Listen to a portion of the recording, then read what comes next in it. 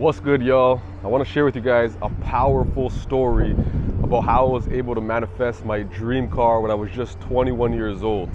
And this is the story that I'll always remember and what helps me manifest things into my life effortlessly because it was so crazy. And the way it happened, how everything lined up, I really understood why it's important not to try to over control and overthink your manifestations. The important thing is leaving the how to the universe. Because when you leave the how to the universe, things and possibilities are able to unfold in ways that you couldn't even think of, things that you couldn't even imagine. So I'm gonna share this story, and then I'm gonna teach you guys the powerful technique at the end of the video and the important lesson throughout the manifestation process. So when I was about 22, I think it was like 21 or 22 years old, I really wanted a Mercedes. My dream car was to drive a Mercedes. I knew nothing about them. I just really liked the car. I liked the brand. I liked the name. And what happened was I finally saved up enough money. I got my credit right, and I went shopping for my Mercedes. I was looking online, and my friend knew somebody that worked at the car dealership. So they were able to help me get approved. They were able to help me get the car I wanted. I told them I want the Mercedes CLA at the time. It's a starter Mercedes, but it was my first one, so I was excited. He said, yeah, I got you, don't worry. Just send me the one you want, and I'll start looking for some for you. He gets them at the auction, so he gets them for a cheaper price, which means I would be able to get approved at that time at being 21 years old with the income I was making. So after that, good news came. A couple days go by. He calls me, he says, Dre, I got good news for you. And I said, hit me, tell me, I love good news. He said, I got the car. All you gotta do is sign the paperwork. I'm gonna send you over the pictures. It's the color you wanted, and you're gonna love it. Great, I got it at a good price. Me, I was excited, happy, celebrating, couldn't wait to get my car. The only thing is the car was located about 6 hours away, so I wasn't able to physically go and see the car. But I already knew from the images, this is the one I wanted. Perfect. My first Mercedes, sign me up, let's go. Now, here's where it gets crazy. So after that, they deliver the car. After I sign all the paperwork, they deliver the car to my house. I'm super excited. I go outside, I get inside the car, and I'm like, where's the push to start button? Oh, it's like the factory, that's an upgrade. This is the factory model. So you got to put the key in. So I'm like, there's no way you can change that? He's like, no, that's how it comes. So I'm like, what? I turn on the car and I go look at it from the outside.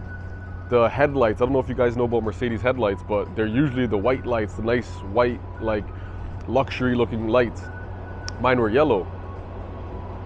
It's like, why are my lights yellow? They're supposed to be white. Is there a way to turn that on somehow?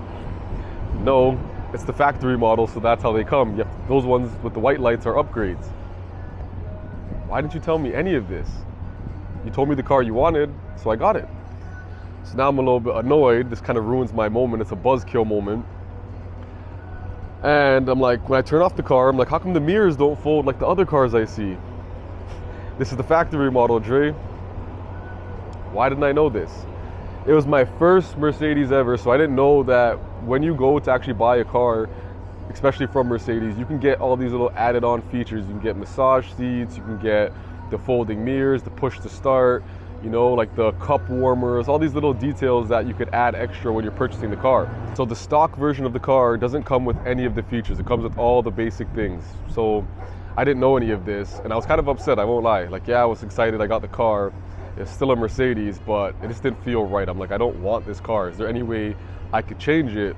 And he said, no, you already signed the lease, the paperwork, or the finance agreement. So there's no way you could really do anything about it unless you pay it out. And obviously I'm not gonna go and pay, I think it was at the time 30,000 or something, or 35,000. I'm like, I don't want this car. Couldn't do anything about it unless I either sold the car, and if I sold it, as you guys know, once you buy a car, it already depreciates, so I probably couldn't get all the money back on top of the loan money and the interest. So that wasn't an option unless I wanted to come out of pocket another 10, 15 grand cash. So I had to just accept, this is the car I have right now. I still had to be grateful.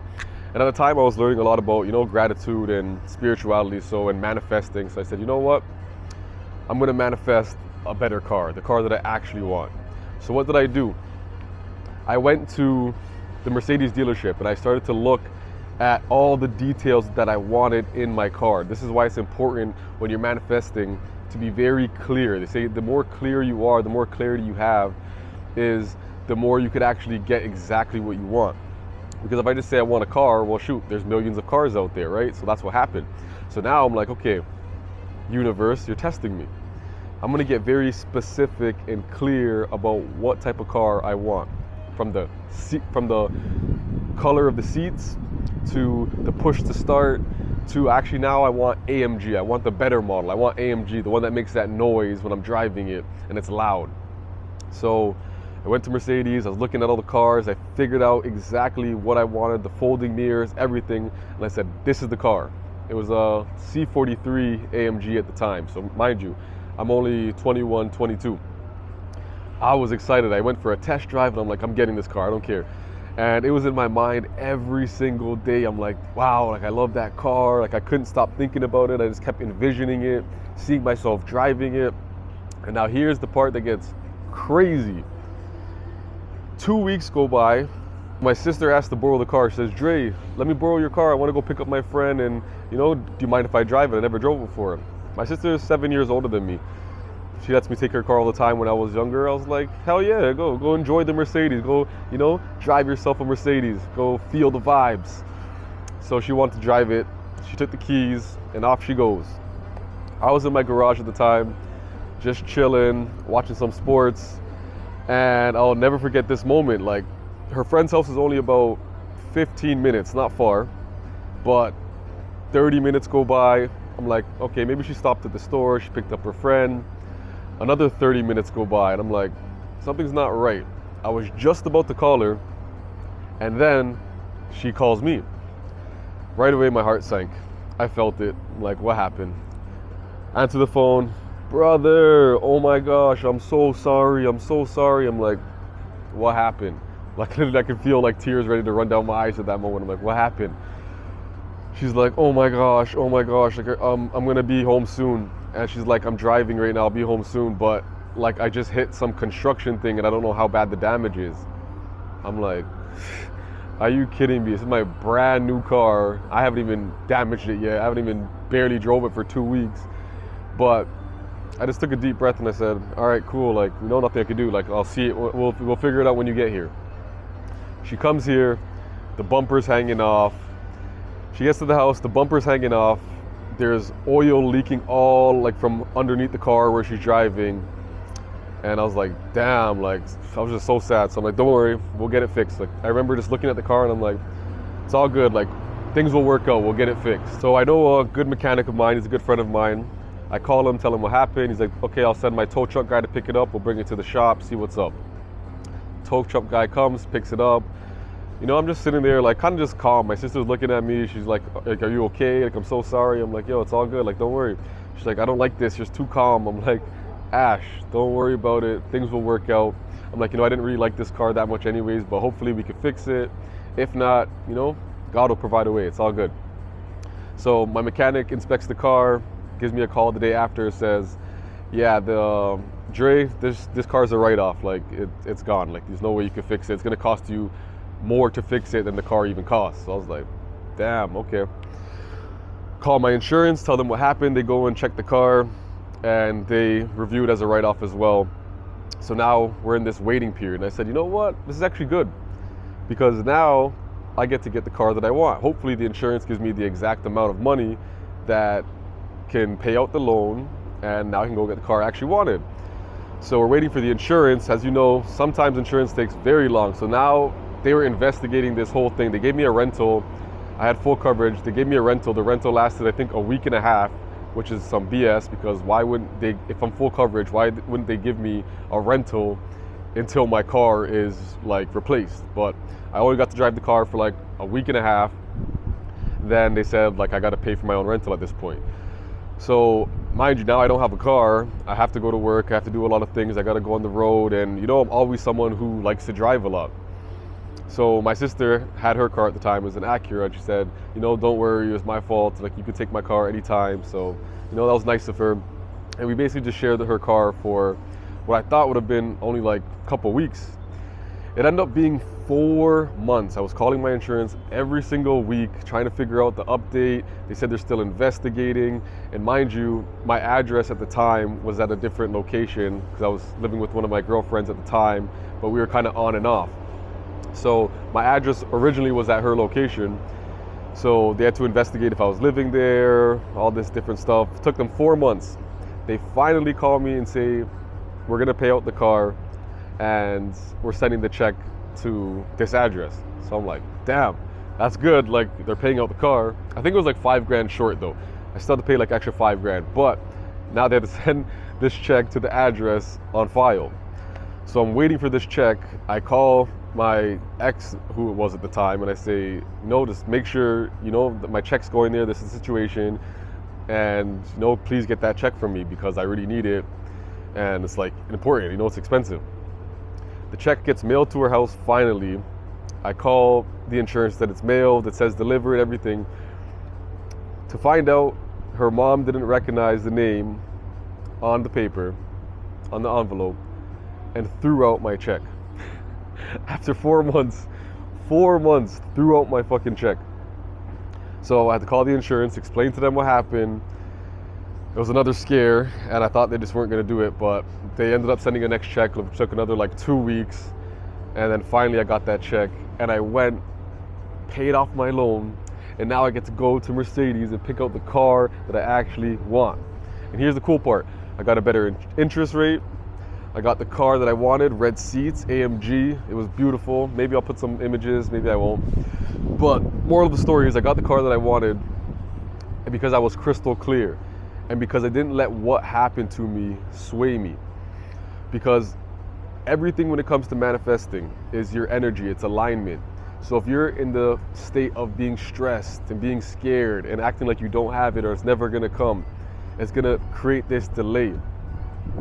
It took 4 months. Sometimes when you try to manifest something big like a car, a house, you know, a new career, whatever it is that you're working on, if it's a bigger manifestation, there is going to be a delay period because the universe has to work things out for you and behind the scenes and make pieces of the puzzle move so that it makes the way for you. But if you're really focused on the how and you're worried about it, you know, I was really disappointed at the time that I didn't get the car that I wanted. But I said, you know, I'm going to just manifest it. I'm going to envision myself doing it. I'm going to be specific. And somehow, some way, I'm getting that car. And that story was so powerful because it shows that sometimes things break down so that better things can fall into place. So that was one of the biggest manifesting lessons I've learned and something that I always take with me when I'm trying to get something new in my life, when I'm trying to manifest something large. Understanding that it's not my job to control the how it's gonna happen, but all I gotta do is send my requests to the universe. It's like I'm ordering an Amazon package. You just know what you want, you hit the order button, and you wait for the universe to send you back that delivery. Because when you treat it like an order, like you ordered off of Amazon, you sent out the order, you know that it's on its way, you don't have to sit there and overthink it. A lot of the times, when people are trying to manifest, they are thinking about it so much that they're putting out this frequency that's actually making it take longer, that's repelling it. But when you let it flow, when you trust the alignment and you act as if it's already happened and that it's already on its way, you'll notice the signs, the synchronicities, and the universe starts to make things align for you, and then you receive your manifestation. You kind of allow that receiving mode. But when you're putting up a resistance and you're overthinking and when is it coming and you're just stressed and you're not in that flow, you actually put up a resistance. So I have a lot of videos on the law of assumption. That's a big powerful way of manifesting. I have videos on identity shifting. You guys should go and check those out because since I've learned that trick when I was 21 and I actually seen it happen firsthand, I was able to manifest so much more in my life. You know, I manifested living in a beautiful condo in Miami. I actually manifested another car, a better Mercedes than the one that I got when I was 22 years old. Beautiful, long screen, nice interior, massage seats, AMG, and I continue to use this technique all the time because manifesting is real, but not in the way of just writing it down, journaling it, always thinking about it and creating this resistance. Things that I learned by mastering manifesting was going down this rabbit hole of over-consuming. I used to over-consume too much information to the point where it confused me. But it's very simple. You just have clarity on what you want and act like it's already done. Envision yourself, start embodying the character of the person who already has that manifestation and let it flow. Do not create the resistance and just let it flow and it'll come to you.